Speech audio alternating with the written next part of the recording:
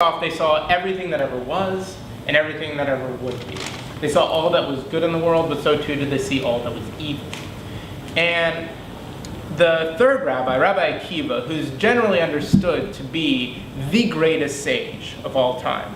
Let me switch it. Let me tell the fourth rabbi first. So the fourth rabbi, he goes up there, and what he sees all these things, and he focuses on one moment. He focuses on this moment during the Spanish Inquisition when this girl was taken from her house for practicing the Sabbath. And it was against the law, and the judgment against her was that she should be dragged to her death by this horse. And he watches this happen, and he says, "This is no God that I can believe in. There's nothing that justifies this." And he loses his faith, he becomes an Epicurean, and the rest of his life he spends embracing the pleasures of the world and enjoying life for all that it's worth. The other rabbi, Rabbi Akiva, sees the exact same thing. But what he notices is that as this girl is about to be dragged to her death, she manages to find these 4 safety pins. And she takes these safety pins and she pins her dress to her legs so that her dress doesn't fly up as she's dragged to her death. And he saw this and he said, "There's no other interpretation of this act than that God is good." And he went on to become one of the greatest sages of all time. One night, I drank 3 Four Locos and turned into Hunter S. Thompson, like instantaneously. I lost hair, I grew new facial hair, I called people on the phone like Hunter used to, and sat down to write a book that was due, the next day. And that may have been an invented deadline, but it was a deadline nonetheless. And I didn't have a fax machine, which makes it harder to send things off in a sort of Hunter S. Thompson way. And so I just had to email it, which felt really inauthentic. And so I did that. And there's something about that transformation of sort of sitting in the place with the Four Locos and maybe other substances sort of, in a briefcase that you call studying. That sort of really, I think took me to a transcendent place that allowed me to sort of be here with you tonight. Cool. I think that wraps up. Yeah. Nice. Okay, so those are our bar stories. And I think we're about that point where we're ready. We're getting close to being done, right? Yeah. Okay. So we'd like to end with some stories that have been a little bit more rehearsed. There's still not, no story is ever at that final point, right? It's the nature of stories that we continue to grow and evolve and change as more experiences happen. It's kind of the most awesome thing about stories. But these stories are the ones that we found a place, at least for now, that work for us. So, who goes first? I have a program that pays. Hold, please. Okay.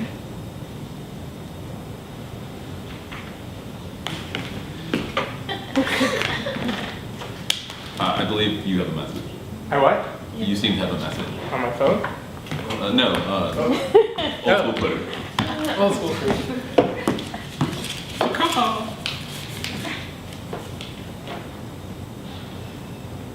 Oh shit. What? Is it real devastating? No, it's a story that I could tell. But it's not the story I want to end with. Well, you can tell that, and then I can tell it, and then we can do it. But we still have to flip a coin. But you can tell both, and this can be meaningful. Well, why don't I tell this quickly? Okay. Well, do you want to flip a coin first, just because I've already got it up here? Yeah, sure. Okay. Heads or tails? Wait. So what determines what? It doesn't matter. Just pick heads or tails. All right. I'll go with tails. Okay. If it is tails, then you get to select the order for the rest of the show. Okay. If it's heads, then I'm the Lord Light, and I'll pay. Okay. So I'll flip the tails. All right. Perfect. It's heads. So do you guys choose? Yes. So you can tell the short story now, and we'll figure it out from there. How about I tell the short story, then you tell your final story, then I'll tell my final story, and then you tell the final filthiest thing story. I can think? What? The filthiest thing I can think? Yes. Okay. Okay. The tweet is a story about I was in college And this is a story that just popped into my head like last week. I don't know where it's been for the last 15 years, but here it is. And it was 9 o'clock, and I hear this pounding at my door. I live on the 3rd floor of an apartment building, and what the fuck is going on, right? I'm trying to sleep, and the pounding won't stop. And I keep thinking it's someone trying to sell something, because no one comes and knocks on your door anymore, right? Like, friends call you before you come, or they text you, or whatever. But the knocking won't stop, and I go and answer the door, and there's this girl, and she's freaking out. Never seen her before in my life. As soon as I open the door, I don't know why I just opened the door, but she bursts in, right? And then slams the door shut, locks it, throws in like the deadbolt, and then sits down behind the door, blocking it. And I was like, are you okay? What's wrong? And she said, they're out to get me. And I was like, okay. And I look in the peephole, and there's no one there. I said, there's no one out there. I think you're okay. She's like, no, they're in the parking lot. There's like 6 guys in cars, and they're waiting for me. So I go around the corner, and we have like this big sort of screen door. And I go to open the blinds to open the door to look outside, and she comes up and she tries to stop me. And I was like, no, don't worry, they'll just see me, they won't see you. Just go back and hide by the door. And I look out into the parking lot, and sure enough, it looks exactly like it normally does. All the cars of my neighbors that I know are there, my car is there, and that's it. There's no one else there, right? And I said, if they're after you, do you want to maybe call the police? And she says, no, we can't call the police, we can't call the police. I was like, all right, but what do you want me to do? Because I can't do anything. And she's like, okay, fine, call the police. I was like, all right, I'm gonna call the police. So I grab my phone, I call the police, and they say they want to talk to her. So I give her the phone, she starts talking to them, she hangs up the phone and throws it on the ground. And then she runs into my laundry/computer room and shuts the door. I'm like, I don't know what the fuck's going on. About 5 minutes later, the police show up, I let them in, and I'm trying to explain to them that I don't know who this girl is, and they're like really wondering, like, well, why the hell did you let her into your house? And as they're talking to me about this, they say, well, where is she? And I was like, oh, I think she like closed herself into the laundry room. So then they try to go into the laundry room, but she's barred the door shut. So the cops break down the door into my laundry room and find the girl ODing in there. And they resuscitate her, and they put her onto a stretcher, an ambulance comes and takes her away. And yeah, there's nothing else. I didn't hear anything else about her. I missed my class that morning. And that's as far as I've got with that story. That was an intense experience. So, but yeah, no, that's something that just like popped up into my head the other day. So. Because I'm the lord of the coin toss now. Yeah. What story are you telling at the end? I think I was going to tell the story from the Mahabharata. Yes. Okay. We can do that. Are you cool with going now? I can go now. Okay. Yeah. So the first time I got to go as an astronaut into space, I found it to be a very terrifying, beautiful, wonderful experience. And I remember particularly the way in which that sky blue of the NASA t-shirt, that's sort of a ring tee with the dark navy sleeves, that is that blue that only NASA has, fits just right. And they give you these sort of bizarre, sandally, slippery, kind of thin, like they are like slippers, not that they're slick, slippery shoes that sort of you walk down this sort of like very sterile hallway to get to the places, and then you get put in the suit and they like decontaminate, spray you, and all the things that are sort of putting you into the spaceship for the first time. And you know, you've done the zero gravity thing, you've spun around at space camp, or, you know, the equivalent of the thing that real astronauts get.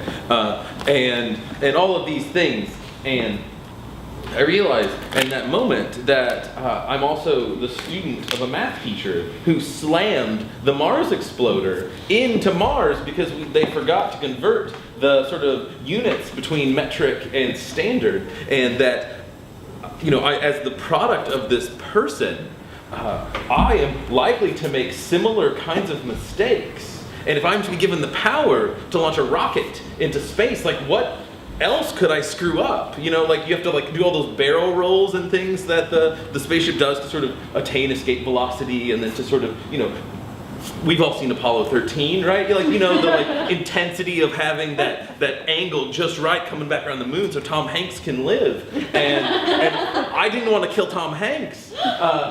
And so I'm sitting there, and you know, maybe I'm at home in front of my computer playing the Apollo 13 video game, or maybe I'm really at NASA, you'll never know. And I want to bring Tom home. And it's just not working, and I'm full of doubt, and I'm full of like uncontrollable, undeniable feelings. And I remember this story, and that there's this man walking down.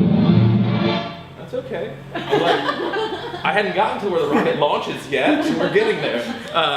But there's this man, and he's walking down the road, and he encounters a tiger, and he says, tiger, bad news bears, but bad news tigers. And so he like takes off running, and he finds himself at the edge of a cliff, and like, you know, like Wile E. Coyote can't stop, and is like out over the edge, and then like looks back, and then doesn't fall because he hops back, but then like falls down again. And the only thing that saves him from falling to the ground is a root that he sees sticking out of this sort of cave wall. And he grabs, the face of the cliff. That's not a cave, it's a cliff. But anyway, so he's hanging onto this root, and there's a tiger above him, like, rah, rah, rah, you know, screaming at him. And then below him, he sees that another tiger has sort of teamed up, as though there are a couple of tigers. And then he sees that this mouse has sort of also teamed up with the tigers, perhaps riding on its back, a la Fievel, and is starting to chew through the root that he's hanging on to, such that they're all going to get a delicious treat. What they don't know is that a beautiful patch of strawberries exists right at the spot on the cliff wall where he's hanging. And so it is truly only he who gets the most delicious treat.